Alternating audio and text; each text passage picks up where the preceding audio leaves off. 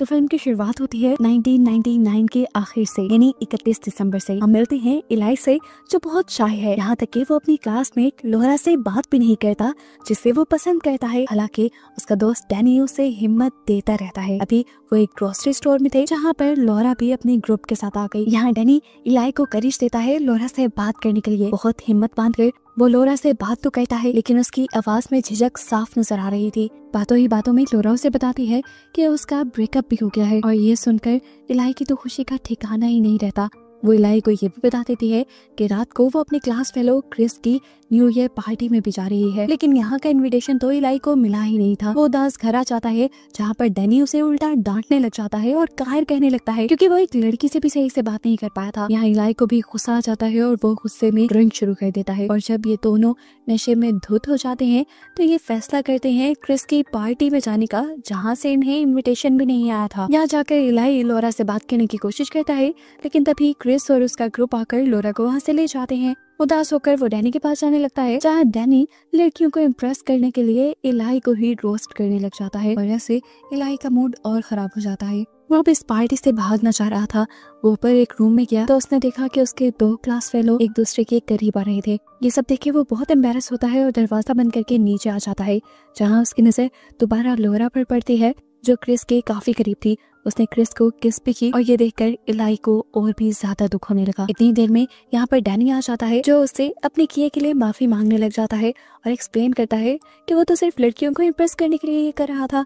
इलाई ने भी छोटा मोटा हंस दिया। दुखी तो वो सच में हुआ था। अभी यही बात वो कर ही रहे थे कि एकदम से वहाँ की सारी लाइट्स ब्लिंक होने लग गई, और फिर लाइट जा गई, अचानक से वापस आ गई। लाइट के आते ही एक लड़की की चीखने की आवाज सुनाई दी। इन्होंने रूम में जाकर देखा तो लड़की साइड पर छुप के बैठी हुई थी, और उसके साथ जो लड़का था वो मर चुका था। बिना कुछ सोचे समझे ये सब लोग मिलकर उस लड़की को इल्जाम देने लगते हैं कि उस लड़की ने इस लड़के का मर्डर किया है। ये सुनकर वो लड़की बुरी तरह डर जाती है और लोरा उसे संभालने के लिए बैठ जाती है। उस लड़की ने सबको बताया कि जब लाइट गई थी ये बिल्कुल ठीक था, लेकिन लाइट आने पर उसकी हालत ये हो गई।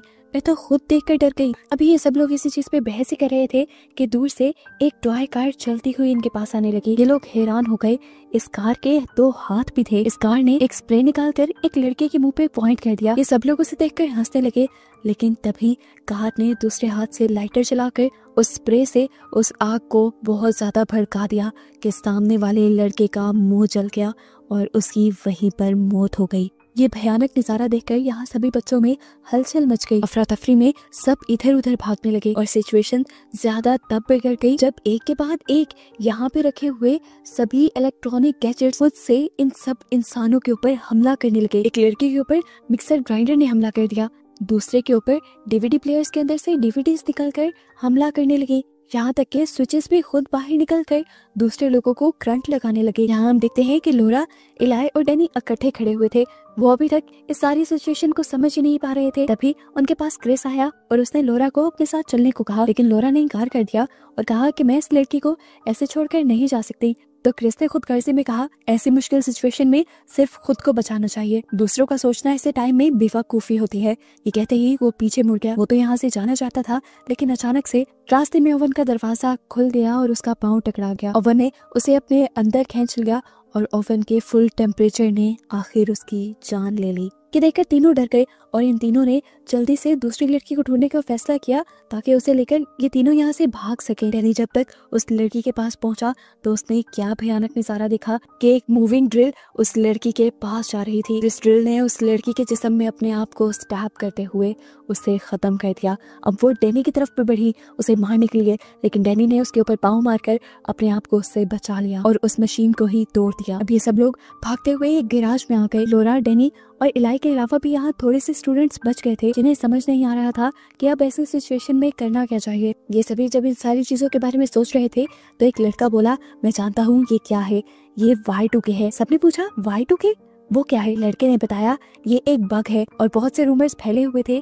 कि जैसे ही सन 2000 आएगा Y2K सारे कंप्यूटर्स में बग ले आएगा और सारी टेक्नोलॉजी को तबाह कर देगा। लेकिन ये Y2K इस तरह इलेक्ट्रॉनिक गैजेट से इंसानों के ऊपर भी हमला करवाएगा और इंसानों को भी टारगेट बनाएगा, ये किसी ने नहीं सोचा था।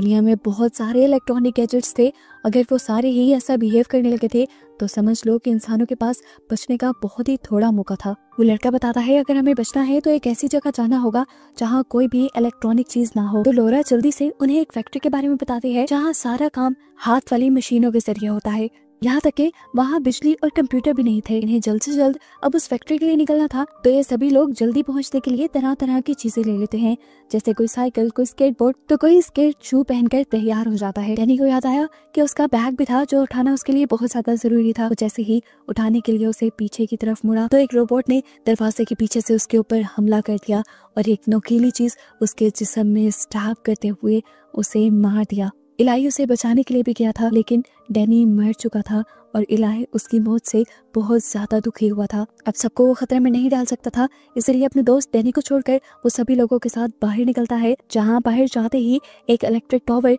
इनके एक ग्रुप मेंबर को अपनी तरफ खींचकर करंट लगाकर मार देता है। एक दूसरी मौत ने इन्हें चौंका दिया था, लेकिन अभी दुख मनाने का टाइम नहीं था। सभी लोग उसको भी यहीं पर छोड़कर आगे बढ़ गए। पीछे हमें देखने को मिलता है वो रोबोट जिसने डैनी को मारा था वो बाहर आ जाता है और दूसरे मरे हुए इंसान की बॉडी से कोई चीज निकाल कर अपने अंदर फिट कर लेता है, जिससे उसकी प्रोग्रामिंग और भी ज्यादा स्ट्रॉन्ग हो जाती है। ये ग्रुप भी अब उस पुरानी फैक्ट्री के रास्ते में ही थे, लेकिन जंगल में आने पर ये लोग थक गए। यहाँ अंधेरा भी बहुत था कि लोग यहीं आराम करने का डिसाइड करते हैं। यहाँ इन्हें ये तो सेफ्टी थी कम से कम कि इनके पास यहाँ कोई इलेक्ट्रॉनिक गैजेट नहीं था, लेकिन तभी इन्हें पता चला कि इनके एक ग्रुप मेंबर के पास कैमरा है जो इन्हें नुकसान पहुंचा सकता है। ये सब लोग उसे कैमरा गिराने को कहते हैं और उसे समझाते हैं कि इस कैमरे की वजह से हम खतरे में पड़ सकते हैं, लेकिन वो लड़की ये कैमरा नहीं गिराती। यहाँ तक कि वो लड़की नाराज होकर उनसे दूर भी चली जाती है। दूसरा लड़का उन्हें मनाने जाता है, जबकि यहाँ इलाई अपने डैनी दोस्त के गम में बैठ जाता है और लोरा उसे यहाँ सहारा देने के लिए आती है। कुछ देर आराम करने के बाद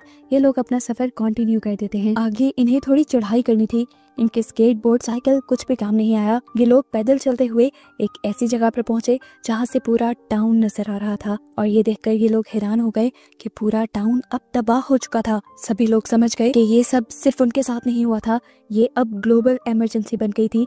पूरी दुनिया के लोग इसी खतरे में थे, इसी मुसीबत में थे। आखिरकार ये लोग अब उस पुरानी फैक्ट्री तक भी पहुंच जाते हैं। लकीली यहाँ पर इलाई का एक फ्रेंड और कुछ और सर्वाइवर्स भी थे। वो इलाई से जब डैनी के बारे में पूछता है तो इलाई और भी ज्यादा उदास हो जाता है और वो लड़का समझ जाता है कि डैनी अब इनके दरमियान में नहीं रहा। यहाँ पर लोरा का एक्स बॉयफ्रेंड भी था, जिसे देखकर लोरा ने उसे फौरन से गले लगा लिया और यहाँ इलाई का दुख और भी ज्यादा बढ़ गया। ये लोग यहाँ पर इस मसले से कैसे निकले इसी को डिस्कस कर रहे थे कि अचानक लोरा के बॉयफ्रेंड को बाहर एक रोबोट दिखता है, जिसे वो उठाकर अंदर ले आता है। हैरानी की बात थी कि ये रोबोट उनके ऊपर हमला करने के बजाय नॉर्मल काम कर रहा था। इसे ऑन करने पर पता चलता है कि असल में इस रोबोट के अंदर सारी प्रोग्रामिंग इलाई की थी। ये देखकर इलाई को याद आया कि लोरा उससे भी अच्छी प्रोग्रामर है, अगर वो प्रोग्रामिंग करे तो इन सारे गैजेट्स को हैक कर सकते हैं। लेकिन लोरा को अपने ऊपर यकीन नहीं था, लेकिन फिलहाल क्योंकि इनके पास कोई दूसरा चारा नहीं था तो लोरा ने ट्राई करने का डिसाइड किया।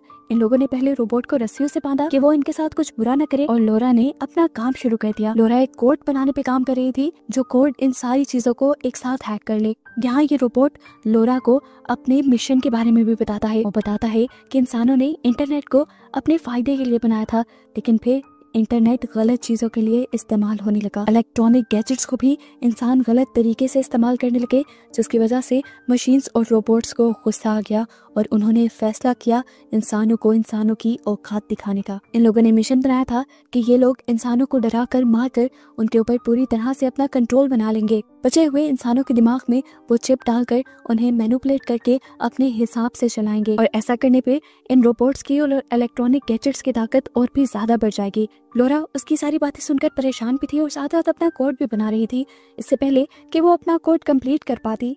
ये रोबोट अपने आप को फ्री कर लेता है इन लोगों के ऊपर हमला करने के लिए। यहाँ सिचुएशन खराब हो जाती है क्योंकि रोबोट लोरा को बुरी तरह से पकड़ लेता है।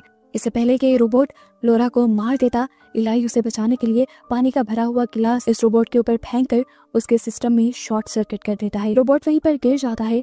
लोरा की जान तो बच जाती है, लेकिन लोरा ने इतने घंटों में जो मेहनत की थी कोड बनाने के लिए वो अब सारी जाया हो चुकी थी। अब ये लोग क्या करते कुछ समझ नहीं आ रहा था। रात तो खैर ये लोग यहीं रहने का डिसाइड करते हैं और इस रात के दौरान इलाई देखता है कि लोरा और उसके फ्रेंड के दरमियान सारी चीजें दोबारा से ठीक होने लगी हैं। वो यहाँ पे अपने आप को पहले से ज्यादा अकेला फील करने लगा था, क्योंकि अब उसके पास डैनी भी नहीं था। उसने फैसला किया कि वो ऐसे नहीं बैठेगा। अगर वो अकेला है तो उसे किसी के सहारे की भी जरूरत नहीं, बल्कि उसे दूसरों का सहारा बनना चाहिए। टाउन में बचे हुए बाकी फंसे हुए लोगों को बचाने में उनकी मदद करनी चाहिए। वो अपने साथ यहाँ से 2 और लोगों को अपने मिशन में मिला लेता है और रात के ही अंधेरे में जाने लगता है। जाने से पहले लोरा उसके पास आती है और उसे ऐसा करने से मना करती है, क्योंकि ऐसा करने से इलाही की जान खतरे में पड़ सकती थी। जिस पर इलाही उसे जवाब देता है कि अगर डैनी जिंदा होता तो वो कभी चुप करके ना बैठता, वो जरूर हमारी मदद के लिए आता। उसकी बात सुनकर लोरा कहती है, अगर ऐसी ही बात है तो मैं भी तुम्हारे साथ जाऊंगी। जिस पर इलाही ने जवाब दिया, नहीं, हमें तुम्हारी कोई जरूरत नहीं, तुम अपनी लाइफ गुजारो। तुम वैसे भी हम जैसे लूजर्स के साथ रहना क्यों पसंद करोगी। आज पहली मर्तबा इलाई इतने कॉन्फिडेंस से लोरा से बात कर रहा था। उसने बहुत सारी दुखिया बातें कहती थी। लोरा इनका बुरा नहीं मनाती, क्योंकि वो जानती है कि ये सब इलाई दुख में कह रहा है। उनके जाने के बाद लोरा ने दोबारा से कोड बनाना शुरू किया और इस मर्तबा वो पहले से ज्यादा जल्दी कामयाब भी हो गई। यहाँ पर इलाई, ऐश और उनका एक और दोस्त जा ही रहे थे कि तभी इनके पीछे वही रोबोट आ गया। उसने इलाई की साथी के हाथ से कैमरा छीना और उसके ऊपर हमला कर दिया।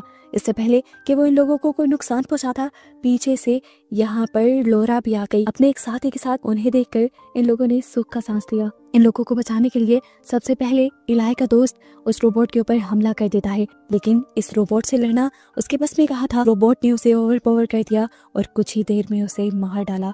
उसकी मौत को देखकर ये सभी शॉक रह गए। ये सब लोग अब घबरा गए थे, डर गए थे। अपने आप को बचाने के लिए ये लोग यहाँ मौजूद एक पोर्टेबल टॉयलेट के अंदर छुप जाते हैं, जबकि रोबोट इनके ऊपर हमला करने के लिए इन्हें पकड़ने की कोशिश करता है। यहाँ तक कि वो तो इलाई के बैग को भी पकड़ लेता है, लेकिन इलाई जोर लगाकर अपना बैग छुड़ाने में कामयाब हो जाता है और टॉयलेट का दरवाजा भी बंद कर देता है। उसे में रोबोट उस टॉयलेट को धक्का दे देता है और ये लोग ढलान से स्लिप होकर नीचे गिर जाते हैं। शुक्र था कि ये लोग इस हादसे से बच गए। ये लोग एक नदी के पास गिरे थे, जहाँ से इन्होंने पानी पिया। ये लोग फ्रेश हुए और दोबारा से टाउन की तरफ अपना सफर शुरू कर दिया। ये लोग टाउन की एक ऐसी शॉप में पहुँचते हैं जहाँ पर बहुत कम गैजेट्स थे। यहाँ जाकर इन्होंने देखा कि शहर का सबसे मशहूर रैपर यहाँ था, जिसे देखकर ये लोग हैरान हो गए।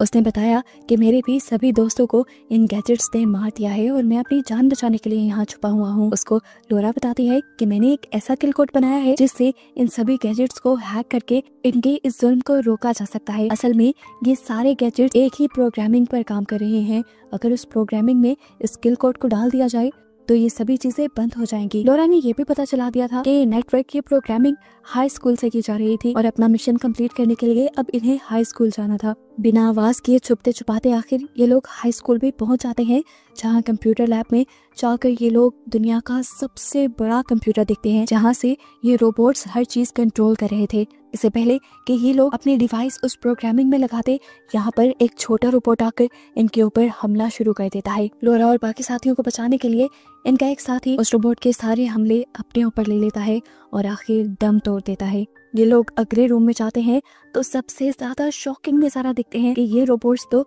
इतनी जल्दी अपना काम आगे बढ़ा रहे थे।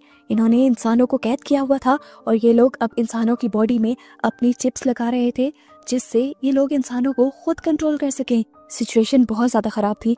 यहाँ पर वो मशहूर सिंगर सभी लोगों का ध्यान भटकाने के लिए गाना गाना शुरू कर देता है और पीछे से लोरा अपना काम शुरू कर देती है। कुछ ही देर में वो किल कोड प्रोग्राम के ऊपर अपडेट हो जाता है और सभी चीजें, सभी एआई रोबोट्स एकदम से ही काम करना बंद कर देते हैं, यानी कि इनका मिशन सक्सेसफुल हो गया था। जितने भी इलेक्ट्रॉनिक गैजेट्स यहाँ पे तबाही मचा रहे थे वो सारे भी बेजान होकर गिर गए और फिर हमें मूवी में 5 साल बाद का सीन दिखाया गया कि अब लोरा और इलाई साथ थे।